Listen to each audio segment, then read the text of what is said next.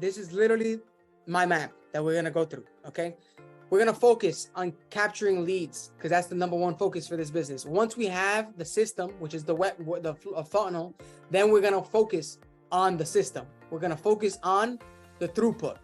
Once we have how to acquire leads, how to convert them, how to put them through the process, and how to capture value delivery, we're gonna work on the system to make it automated so that now you don't have to be working in your business, but working on it.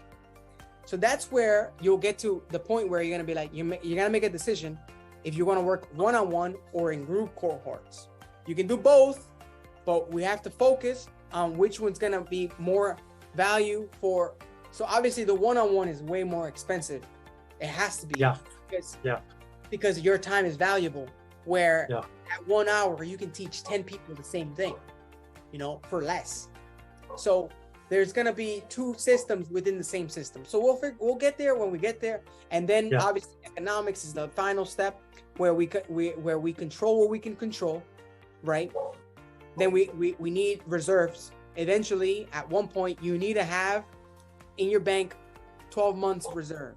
Say por si algo pasa, you can live for a year without working, right? And then we got the metrics. What are metrics? Basically, key performance indicators. What really moves the needle in your business? What moves it from empty to full?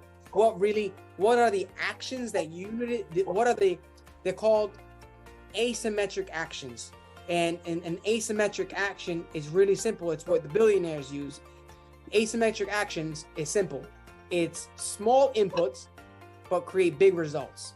A lot of the time, what we're doing right now is not an asymmetric action, Santiago. We're doing the complete opposite, but it has to be done in order for this thing to work. Right now, we're gonna do a big input, and we're gonna get a small output. So what's the big input? We're revamping your website. We're revamping your business, but it's gonna give you a small result. Why is it gonna give you a small result? Because it's not immediate. It's not gonna be like night and day. It's gonna take, I think, for things to start working, depending on how fast Madeline and you put energy and focus on this thing, and it's powerful because you got 2 people and no baby. So I want to say, in a month, this is gonna be rock solid. And in a month, I want to make a challenge to myself that you can get 10 new clients some way, somehow. 10 is not a lot. It's not too much, but it's not too little either. 10 is a lot. 10 is a solid number. That means you need 3 signups a week, 2 to 3 signups a week.